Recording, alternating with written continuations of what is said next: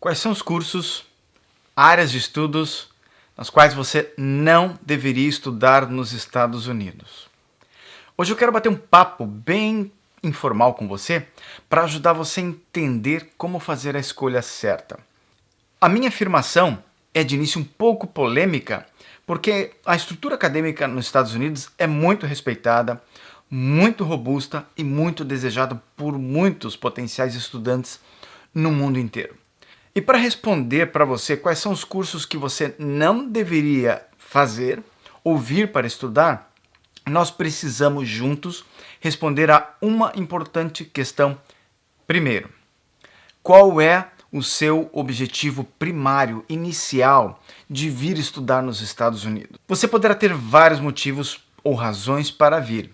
Eu selecionei pelo menos 3, que vai talvez englobar pelo menos 90% desse grupo de pessoas que querem vir estudar nos Estados Unidos. O primeiro grupo de pessoas que querem vir estudar nos Estados Unidos são aquelas que querem vir estudar aqui, em algum curso, e voltar para o Brasil ou para o seu país de origem. Para essas pessoas, talvez você perguntaria, existe algum curso, Minas, que você diria que não seria adequado?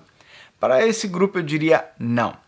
Se o seu objetivo primário é vir para os Estados Unidos, estudar, ter uma experiência acadêmica, voltar para o Brasil para continuar a sua carreira, eu digo, faça e estude qualquer coisa. Não faz diferença. Porque qualquer coisa que você estude formalmente dentro das universidades americanas dará mais robustez, mais estrutura ao seu currículo, à sua experiência cultural, à sua experiência internacional e a sua carreira, não importa o que você vá fazer, será afetada positivamente. Eu conheci vários estudantes que vieram para os Estados Unidos já com essa ideia em mente. Eles querem vir, ter uma experiência e voltar para os seus países de origem. Isso é louvável.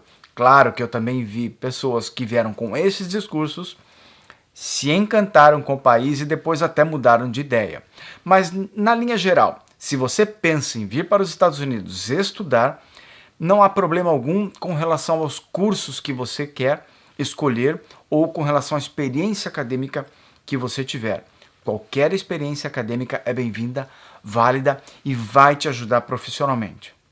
Um segundo grupo de estudantes que querem vir para os Estados Unidos, ou mesmo para um outro país, são aqueles que se dedicam à vida acadêmica ou querem se dedicar, planejam ficar dentro da sua vida profissional, dentro do mundo acadêmico. São as pessoas que querem e se dedicarão às pesquisas, ao desenvolvimento científico, à produção de conhecimento e ensino no mundo universitário. Então esse grupo de pessoas, eles buscam uma experiência muito específica ao irem para outros países.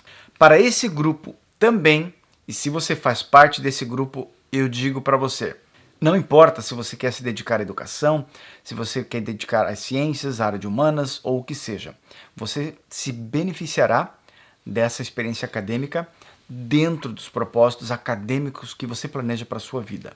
Então, vá em frente sem restrição nenhuma. Agora existe um terceiro grupo muito específico e esse vídeo é mais focado para essas pessoas. Eu acredito que essas pessoas constituem a maioria daquelas que querem sair do Brasil, ter uma experiência acadêmica fora do país, e eu estou hoje focando aqui nos Estados Unidos, e elas têm um propósito muito específico, que é de continuar morando nos Estados Unidos ou ter uma experiência profissional ou continuar a sua vida profissional aqui no país depois da formação. Se esse é o seu objetivo, se você deseja vir para os Estados Unidos, se graduar, seja num curso de graduação, de mestrado, doutorado, e depois manter um objetivo profissional dentro do país, permanecendo aqui, trabalhando para empresas americanas ou que estão estabelecidas em solo americano, eu preciso aconselhar você em alguns pontos muito importantes. Para responder para você que especificamente pretende estudar aqui e depois ter uma carreira dentro dos Estados Unidos, eu preciso comentar uma coisa muito importante antes. Você precisa entender como funciona a indústria acadêmica americana. Talvez você vá estranhar um pouquinho essa expressão indústria acadêmica, mas essa é a palavra correta. E o motivo pelo qual nós chamamos, ou se chama-se indústria acadêmica, é muito simples, porque ela é muito influente no sentido econômico, ela movimenta um mercado de dezenas de bilhões de dólares dentro dos Estados Unidos e ela é extremamente influente. Só para que você tenha uma noção de como é influente a indústria acadêmica nos Estados Unidos, eu vou citar para você um exemplo. Você lembra quando o presidente Trump tomou posse e ele proibiu cidadãos de alguns países muçulmanos de entrarem nos Estados Unidos? Era uma pequena lista de países pouquíssimo influentes, como o Irã, Iraque, Somália, Sudão, de entrarem nos Estados Unidos, e aquilo teve uma repercussão muito grande. Naquele momento, estudantes de várias universidades estavam em férias nos seus respectivos países e não conseguiam retornar para tomar as aulas. E as universidades americanas se reuniram com outras instituições e pouco tempo depois aquela proibição foi banida dos Estados Unidos. A influência das universidades americanas é tremenda, que eles conseguem inclusive ter influência política, econômica dentro dos estados e dentro do país inteiro. Então essa grande indústria opera de uma maneira muito específica. E se você planeja ter uma carreira dentro dos Estados Unidos, depois de estudar aqui, você tem que entender como funciona essa indústria. Outro ponto importante é que você entenda quais são os estágios da educação que existe dentro dos Estados Unidos. Por exemplo, nos Estados Unidos, se você se matricula para uma universidade, para um nível de graduação, é esperado que você tenha entre 17 e 19 anos. Essa é a idade média. Eu me formei em administração no Brasil com 30 e tantos anos, quase 35. Isso praticamente não existe aqui.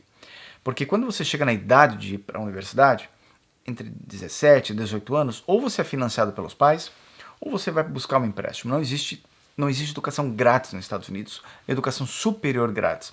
Você então precisará se financiar pelos seus pais, seus próprios recursos, ou buscando uma fonte de financiamento externo, que é muito fácil. Mas, em geral, essa é a faixa etária inicial de estudantes de nível universitário quando eles entram na universidade, entre 17 e 19 anos. Se formam em torno dos 21 anos. A maioria desses estudantes, quando se formam em torno de 21, 22 anos, eles vão para o mercado de trabalho. Quando esses alunos decidem fazer um mestrado, normalmente esses estudantes já têm entre 3 e 4 anos, em média, de experiência profissional. Então eles param de trabalhar e aí eles voltam para a universidade em tempo integral. E você precisa lembrar também que universidade nos Estados Unidos, 95% é tempo integral também. As pessoas se dedicam à universidade o dia inteiro. No curso de mestrado não é diferente. A maioria dos mestrados são de tempo integral, ou seja, passa o dia inteiro estudando em uma universidade. Elas têm, como eu disse, em torno de 4, 5 anos de experiência. Maciçamente, essas pessoas que estão vindo para a universidade nunca tiveram uma experiência gerencial. Elas não estão em posição de liderança. E o mestrado é a alavanca que elas buscam para poder proporcionar a oportunidade futura de ser um líder, de buscar uma melhoria na carreira, uma posição de liderança, seja qual for a área em que se atuem. Alguns poucos estudantes, eles conseguem iniciar o mestrado logo após a graduação. Por exemplo, quando eu me graduei, quando eu estudava dentro do meu mestrado, nós tínhamos talvez um grupo de 10, 15, máximo 20% de estudantes que vieram direto da graduação. Mas a grande massa dos mestrandos são pessoas, em média, de 4 a 5 anos de experiência.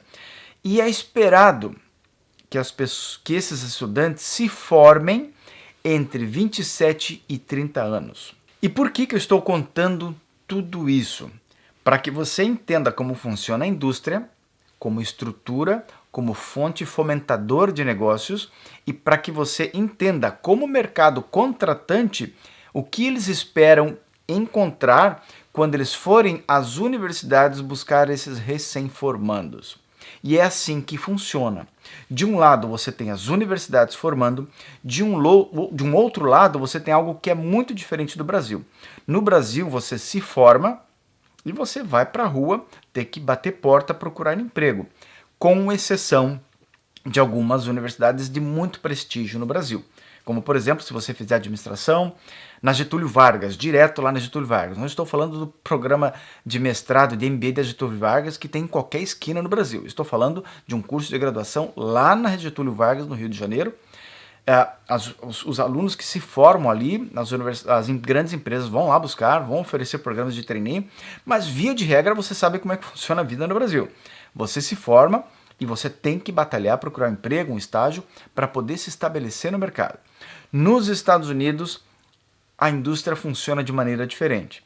Você tem a universidade formando e você tem empresas ativamente indo buscar os talentos. Universidades de muito prestígio, universidades medianas, inclusive pequenas, onde as empresas estão lá se apresentando. A gente fala que isso chama-se InfoSession. Essas sessões de informação são ativamente organizadas pelas universidades e os alunos vão lá sentar para descobrir um pouco sobre a empresa, quais são as oportunidades. Os recrutadores estão lá como se fosse um olheiro de futebol sentado no estádio. É mais ou menos como funciona a indústria americana. E você precisa entender o que a empresa, o recrutador está esperando encontrar quando ele vai na universidade para encontrar o talento que ele está buscando. Revisando, se aquele recrutador está buscando um recém-formado de um curso de graduação universitária, ele está, em média, esperando alguém entre 21, 22, 23 anos. É o que ele espera. Como eu falei, no Brasil eu me formei com quase 35 anos em administração. E na minha sala de aula, eu trabalhava o dia inteiro, estudava à noite, como muitos de vocês, ou como muitos dos conhecidos que vocês sabem que se formam no Brasil, têm o mesmo perfil. Nos Estados Unidos é diferente. A mesma coisa acontece com os mestrandos. Quando os recrutadores e empresas vão às universidades encontrar com os alunos de mestrando, eles estão esperando encontrar alguém entre os 27 e 30 anos, em média com 3, 4 anos de experiência. E eles têm uma carteira de vagas que eles administram, onde somente pessoas com esse perfil é que se adaptam. Você talvez pense assim, Minas, eu tenho 40 anos, eu quero me formar no mestrado nos Estados Unidos, tenho 15 anos de experiência, e por que uma empresa americana não me contrataria frente a um jovem com 3 anos de experiência que basicamente tem pouca experiência ou nenhuma, não sabe fazer tanta coisa quanto você? Você vai me falar, isso é discriminatório. Eu concordo com você. Mas existe um padrão estabelecido. Esses recrutadores, quando, por exemplo, contratam um aluno de mestrado, um mestrando recém-formado, eles não estão procurando um líder. Esse é o ponto. Eles estão procurando os líderes do futuro. Esses recrutadores são especializados em fomentar a base e estrutura de recrutamento de futuros líderes dessas empresas. E é por isso que você precisa entender essa mecânica. Eu sei, eu ainda não cheguei no ponto dos cursos que você não deveria fazer, mas eu preciso dar um entendimento de como funciona essa estrutura para que você possa entender o que vai acontecer durante o seu programa. E eu já vi pessoas que vieram estudar em alguns cursos específicos que eu já vou lhe comentar, entenderam depois de iniciar o processo que aquele curso, dentro daquela matéria, daquele curso, não existe interesse das indústrias, das empresas americanas em recrutar. Porque não existe carência de mercado, não existe um sistema de recrutamento para aquelas funções especificamente. Então, quais são os cursos que eu não deveria me matricular, acaso eu deseje construir uma carreira nos Estados Unidos depois da minha graduação? Então vamos começar do contrário, falando de carreiras que são muito viáveis para que você construa uma carreira de sucesso aqui nos Estados Unidos. Aqui nos Estados Unidos tem uma coisa que nós chamamos, que se chama STEM, S-T-E-M. STEM significa Science, Technology, Engineering e Math, ou matemática. Esses são os cursos que, em geral, as empresas focam na contratação. Por dois motivos. Primeiro, que existe carência em algumas dessas áreas. E segundo, porque a área de STEM, ela proporciona ao graduando internacional 3 anos de OPT, ou Optional Practical Training, que é uma extensão de visto de estudante que lhe permitirá trabalhar por 3 anos. Os alunos de cursos que não são STEM, eles só têm somente 1 ano depois da graduação para trabalhar em empresas americanas. Isso causa alguma dificuldade para as empresas americanas, porque elas só têm 1 ano para lidar com a transição de visto de estudante para o visto de trabalho. Enquanto que os alunos que possuem 3 anos de trabalho depois da graduação, os que são considerados STEM, eles têm 3 anos de chance de conseguir migrar o seu visto de estudante para trabalho. O visto de migração de estudante para trabalho é chamado de H-1B. Ele é patrocinado por empresas americanas, isto é, você não pode aplicar para si mesmo.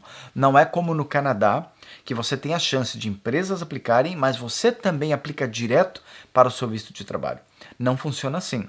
Esse visto H-1B você tem a dependência de ter um patrocinador ou sponsor para te ajudar a migrar o seu visto de estudante para o visto de trabalho por meio de um sorteio. Isso é a parte mal, é um sorteio.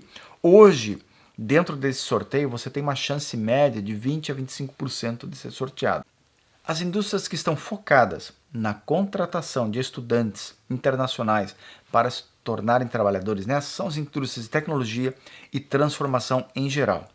Muitas outras indústrias não têm interesse e têm políticas muito rígidas de não contratação de formandos internacionais que não possuem já um visto para permanecer no país como um green card. Porém, mesmo essas indústrias que patrocinam o visto de trabalho para os estudantes internacionais, eles focam em alguns cursos muito específicos. O primeiro curso, todo mundo já sabe, eu não preciso gastar muito tempo aqui, é a área de tecnologia. As engenharias, em geral, são muito bem vistas. Dentro das engenharias, a engenharia da computação, todas as engenharias voltadas à tecnologia da informação são extremamente bem-vindas e elas estão sempre em primeiro lugar. Dentro da área de TI, existem as áreas específicas que são mais atrativas. Por exemplo, a área de coding, a área de server, gerenciamento de server ou de servidores, a área de segurança e a área de dados. São as áreas que mais contratam dentro da indústria de tecnologia. Então, se você for se formar nos Estados Unidos, dentro dessas áreas, você terá grandes chances, tendo habilidade e pelo menos um pouco de experiência, de conseguir a sua vaga depois de formação. A segunda área mais contratante de recém-formados nos Estados Unidos depois da graduação é a área de business. Dentro da área de business existem múltiplas opções. A área que mais contrata em business é finanças, ok? Então, se você se forma em finanças, tem alguma experiência já, de preferência, e você se coloca à disposição do mercado, você vai ver, em primeiro lugar, a contratação para a área de finanças. A segunda área ali disputa vendas e marketing, gerenciamento de projetos, é uma área de business, que também se alia muito à TI, mas muita gente de business se especializa em gerenciamento de projetos, gerenciamento de programas e tal. Também é uma área que contrata muito. Existem áreas de business que não contrata tanto, como, por exemplo, recrutamento.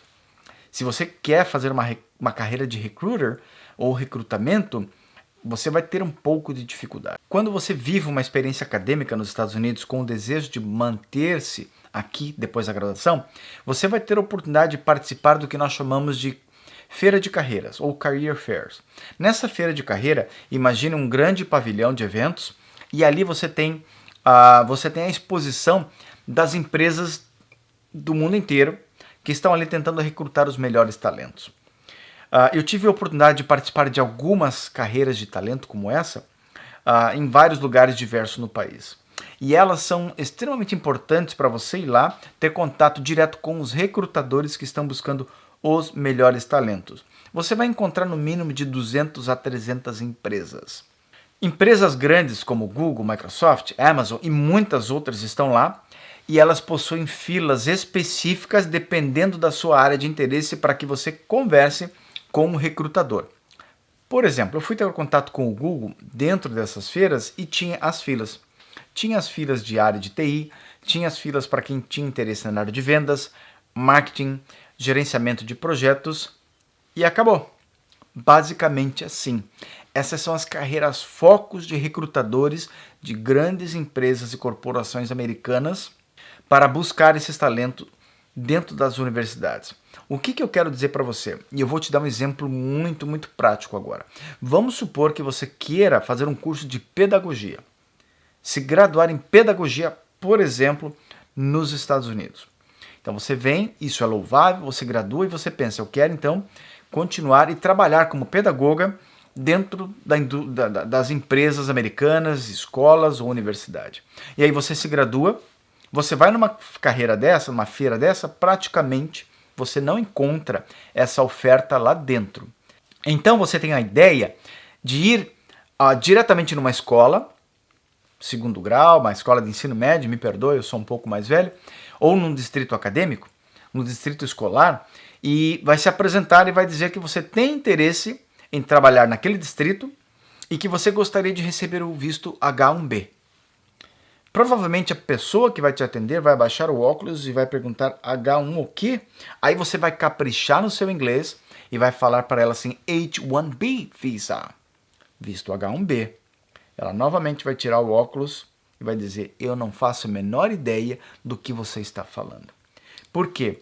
Essas instituições e um sem números de empresa não fazem ideia do que é o visto H1B que você precisará depois da graduação para poder se manter trabalhando nos Estados Unidos. E esse é o problema que você precisa estar preocupado.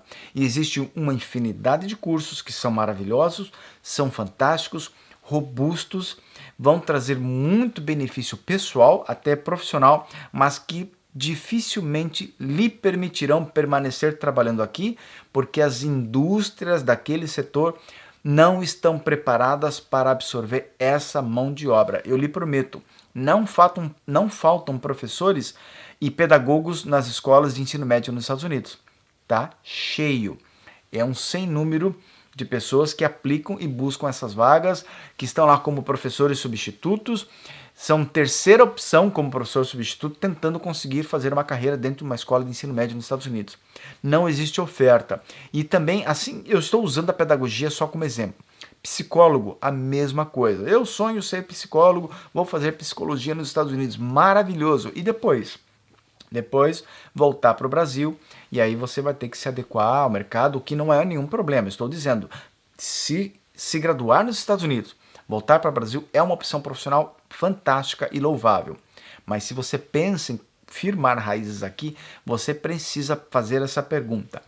Este curso que eu estou fazendo tem demanda para o mercado local, isto é, e essas empresas vão patrocinar a transição do meu visto de de F1, que é o visto de estudante, para H1B, faça essa pergunta a si mesmo. Eu acabei de citar quais são as profissões mais quentes que estão sendo ativamente buscadas pelos recrutadores. As empresas americanas em geral, especialmente as médias, as pequenas, não fazem nem ideia do que é esse visto. E mesmo que você fale, eu pago pelos custos do visto, eles não vão se interessar, porque a maioria se assusta com essa necessidade de ter que administrar em você. E isso acontece inclusive com empresas. Empresas gigantescas, que são corporações que estão no mundo inteiro, que têm políticas muito claras de não aplicar para estudantes que estão se formando e não possuem um visto de trabalho já disponível como um green card ou sendo um cidadão, uma residência permanente nos Estados Unidos. E isso causa um grande problema. Existem áreas acadêmicas americanas que são um pouquinho diferentes, onde você não encontra um sistema de recrutamento ativo, estruturado, mas que você pode pode sim a se beneficiar e encontrar vagas, como a área de saúde, por exemplo. Se você se formar como médico aqui nos Estados Unidos, você possivelmente vai encontrar um hospital que esteja interessado, porque você já vai ter o seu diploma validado, porque ele é um diploma reconhecido dentro dos Estados Unidos. Você possivelmente encontraria um hospital, por exemplo, que lhe oferecesse uma vaga de emprego e, inclusive, uma residência com visto de trabalho. Agora, não é normal, porque um curso de medicina nos Estados Unidos pode custar até $500 mil. Isso mesmo, custa até $500 mil, pode custar até mais, dependendo da sua especialização. Então, o caminho que profissionais de saúde fazem para trabalhar dentro dos Estados Unidos é diferente. Eles se formam nos seus países, como por exemplo, fisioterapeutas, médicos. Eles fazem testes para validar o seu diploma. Depois da validação, eles procuram instituições, mesmo morando fora do país, que ofereçam o patrocínio, né, e para a aplicação do visto de trabalho. Então é uma inversão. Esses profissionais não vêm para cá se formar aqui, ele já vem formado. Então, se você já foi em hospital aqui nos Estados Unidos, já se consultou, por exemplo, sobretudo num clínico geral, existe uma grande chance de você ser atendido por um indiano, por exemplo. Porque os indianos não dominam, mas eles têm uma influência. O número de indianos que vêm para cá já formados como médicos, validam o seu diploma e conseguem um visto de trabalho aqui é gigantesco. Então essa é uma indústria muito atrativa, a indústria de saúde, mas ela opera de uma maneira diferente. Ela não opera ativamente buscando estudantes internacionais. Ela opera passivamente buscando aqueles que se formam aqui, porque existem poucas pessoas, estudantes internacionais, que vêm aqui se graduar aqui, para depois procurar emprego. Eles já normalmente vêm graduado e com seus diplomas validados. Nas profissões de diplomas que requerem validação, o sistema funciona totalmente diferente, como o direito também. É possível você se formar em direito no seu país, validar a sua formação aqui, talvez depois de 2, 3 anos de uma educação adicional ou um mestrado, e aí você tem que fazer o teste do BAR, que é chamado aqui, que é equivalente ao nosso teste de OAB, para depois você ter a oportunidade de ter a sua formação validada aqui, e aí você pode procurar um empregador que lhe ofereça um visto de trabalho, mas passivamente. Novamente, não existe um sistema de recrutamento buscando advogados internacionais que se formam aqui e que não têm visto de trabalho. Não existe, é uma coisa que você tem que cavar por si mesmo, minerar e construir ativamente. Então, para fazer um resumo do que a gente conversou hoje, se você pretende estudar nos Estados Unidos e voltar para o seu país de origem, não importa o que você faça, você terá um benefício automático na sua carreira. Você não precisa pensar qual é o melhor ou pior curso, depende do que você realmente planeja para a sua carreira. Se o seu objetivo é puramente acadêmico, da mesma maneira, não vejo qualquer restrição. Se o seu objetivo é vir para cá, se formar aqui, seja o que for, e construir depois da formação uma carreira nos Estados Unidos, preste atenção no curso que você vai fazer. Porque alguns cursos depois, basicamente, não existe oferta de visto de trabalho de transição devido a essa complexidade do sorteio, custos e incertezas. As empresas sabem que 20% vão conseguir, 20%, 80% não. E por isso muitas empresas têm residência. Só para relembrar, se você não viu meus vídeos no passado, eu passei por essa experiência. Mestrado nos Estados Unidos, fiz um estágio de trabalho aqui nos Estados Unidos, na HP. Depois da graduação, fui contratado na HP. Eu tinha somente 1 ano de visto de trabalho, de OPT, depois da graduação. A empresa aplicou para o meu sorteio de H1B, eu não fui selecionado e a única opção que eu teria era voltar para o meu país, né? Não teria por nada mais ficar nos Estados Unidos, mas felizmente a minha empresa gostou do meu trabalho e me convidou a permanecer trabalhando na HP na Costa Rica. Eles me enviaram para lá, pagaram toda a estrutura, pagaram todo o meu custo, colocaram todas as minhas coisas num container, mandaram para lá, me deram ajuda de custo para mim me estabelecer no país. Eu fiquei lá por um tempo até voltar para cá com o visto L1, que é aquele visto que não precisa sorteio. Você vai na embaixada, faz a entrevista e aí você volta com L1.